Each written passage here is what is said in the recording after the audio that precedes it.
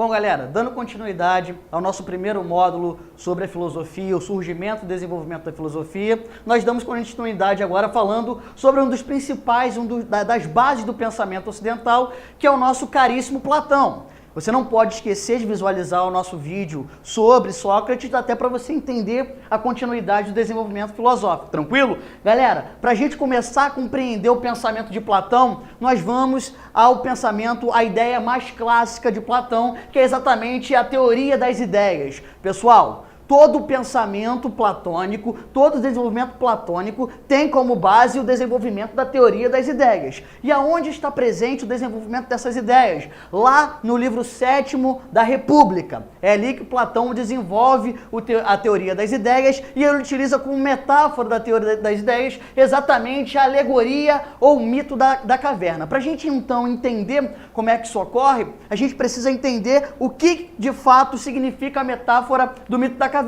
Platão dizia que havia indivíduos que estavam presos juntos dentro de uma caverna e na verdade eles não tinham acesso ao lado de fora dessa caverna, então eles apenas viam a imagem, projeções de imagens na parede daquela caverna e tomavam aquilo como a verdade, tomavam aquilo como de fato a realidade. O que Platão vai dizer é que se um desses indivíduos conseguisse fugir dessa corrente, conseguisse transpor esse muro e conseguisse acessar o lado de fora, conseguisse enxergar a realidade tal como ela era, ele tinha capacidade sim de alcançar o pleno conhecimento. Então Platão faz essa metáfora, ele fala sobre a alegoria da caverna exatamente para tentar nos mostrar como é que se daria o desenvolvimento desse conhecimento e de fato como é que se alcança a verdade. Então a gente tem muito bem estipulado aí o que Platão fala sobre o mundo, o que seria o mundo inteligível e o mundo sensível.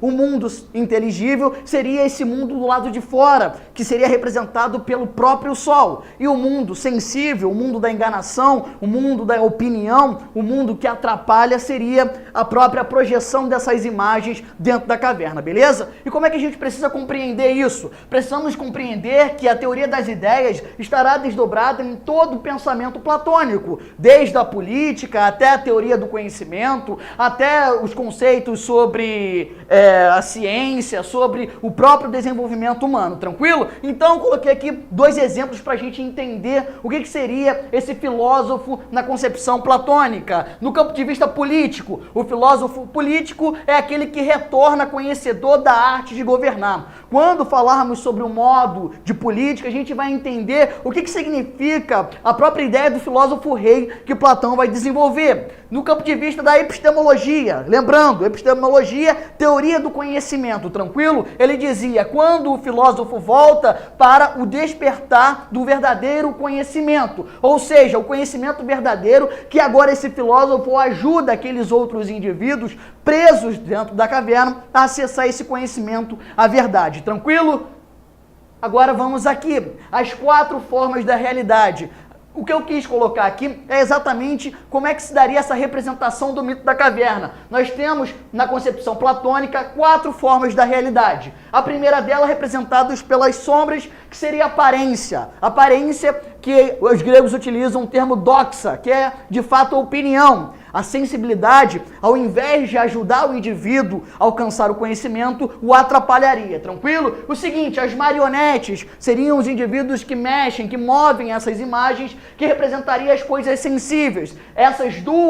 Esses dois campos estarão enquadrados dentro do mundo sensível. Já o exterior da caverna representaria a própria realidade das ideias, ou seja, o indivíduo que consegue acessar, o indivíduo que consegue escapar e tem acesso ao tirar o véu da aparência e ter o acesso, o conhecimento, a verdade, tranquilo? E por último, o sol, que significaria a própria ideia suprema do bem. Eu vou explicar isso melhor quando falarmos sobre a dialética platônica e sobre a concepção platônica da teoria da reminiscência. A gente vai chegar lá. E por último, lembrar que o Platão é responsável por criar a Academia de Atenas, que vai ser o símbolo do conhecimento nessa Grécia, que já passa por alguns problemas dentro do campo da política, a democracia ateniense já passa por grandes atos de corrupção e que vai desenvolver mais para frente, com o seu discípulo Aristóteles, uma outra concepção de política, uma outra concepção de participação dos indivíduos na sociedade. Por último, lembrar que a Academia de Atenas vai ser o berço também do surgimento de Aristóteles,